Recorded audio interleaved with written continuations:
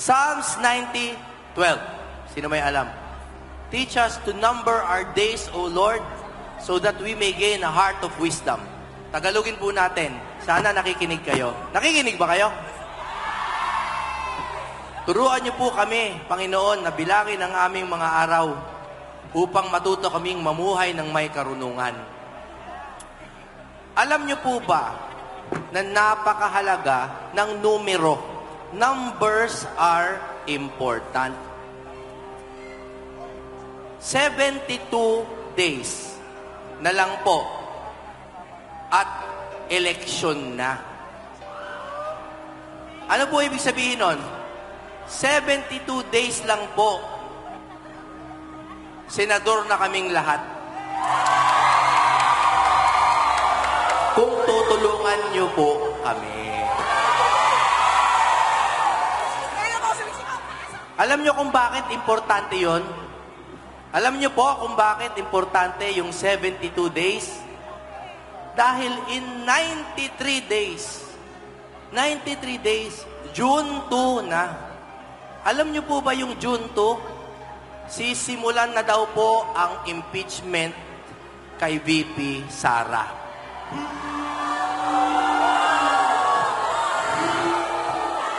Nakalagay po sa schedule na pinakita po sa atin ni Senate President, yun ang presentation ng articles of impeachment to the plenary. Papayag ba kayo nun? Dahil alam niyo po, 151 days na lang at start na ng impeachment trial mismo. Papayag ba kayo nun? Sino po ang may alam kung ilan sa senador? 24 yan, di ba? Ilan ang kailangan na boto para ma-impeach si VP Sara? Alam niyo po ba?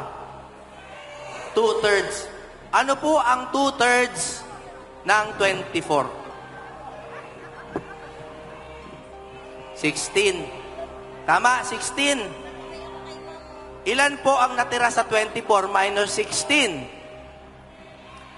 8. Ibig sabihin, kung meron tayong 8 na senador plus 1, hindi mai-impeach si Vice President.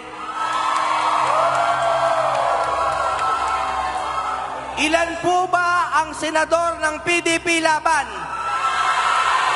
Ilan? Duterte 9 ang tawag nila. Duterte 9. Isa-isayin natin. Bilangin yan.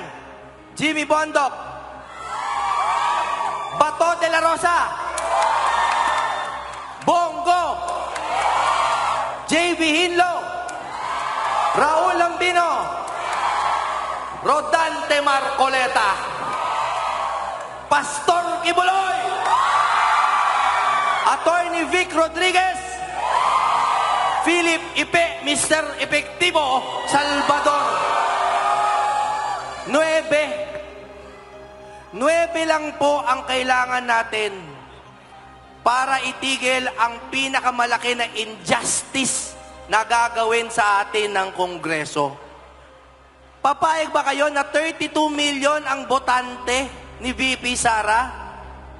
Tapos, 16 na senators lang, matatanggal na ang Vice President. Numbers are important.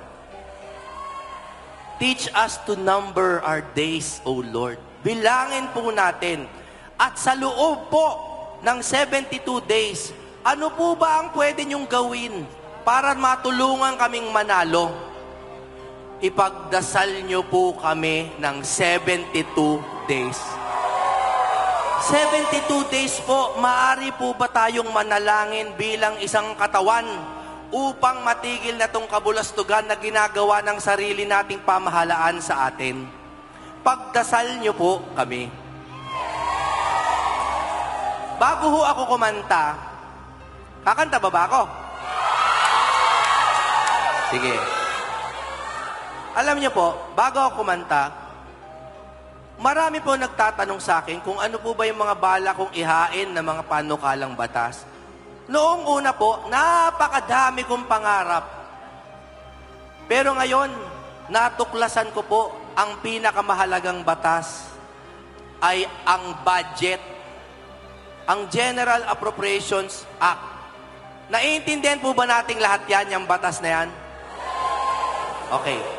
Alam nyo po, sa Amerika, may nauuso ngayon yung DOGE, yung Department of Government Efficiency.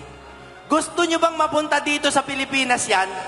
Na meron tayong isang departamento na binabantayan ang budget kahit na nga mga mambabatas. Kasi meron tayong auditor. Kayo, na-audit din kayo, di ba? Sino nag-audit sa Kongreso? Kami po, nabalitaan nyo ba po to? Kami ni Congressman Pantaleon Alvarez kasama ang iba pa, naghain po kami sa ombudsman ng kaso laban kay Speaker Martin Romualdez. Dahil po, dun sa falsification na naganap sa ating budget. Alam nyo yung mga blanco, di ba, sa budget? May blanco? Alam nyo po ba? Paano nagkaroon bigla ng laman yung budget? Blanco, biglang nagkalaman. Kasi nga po, dumadaan sa kamay ng mga tao. Kailangan po tayo mag-digitize. I-digital na po natin, pati yung pagpasa ng batas, para masunod ang mga binoboto ng inyong mga kongresista. Kasi ang nangyayari ngayon, lahat kayo bumoboto, no? Lahat kayo sinasabi sa congressman, bigyan nyo kami ng ganitong budget. Paglalaban nila yan sa kongreso, ipaglalaban nila. Pagdating po sa tuktok, sa mga bycam, biglang binabago. Papayag ba kayo nun? Kailangan po natin ng true reform. Reformahin po natin ang bayang Pilipinas. Baguhin natin ang Kongreso. Kaanta na ba ako? Salamat po. Marami pa pong magsasalita. Alam nyo kung ano napansin ko? Parang ayaw nyong nagseseryoso ako.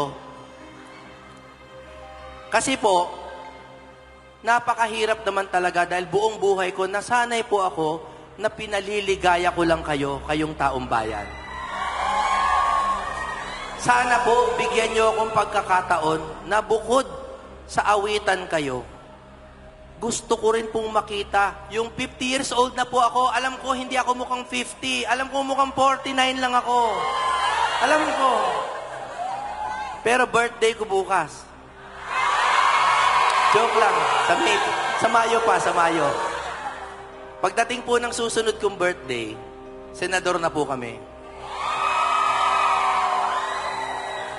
Sana po pagbigyan niyo po ang Duterte 9 na hindi lang po magpaligaya sa inyo ng ganitong pansamantala, kundi paligayahin po ang buong buhay ninyo.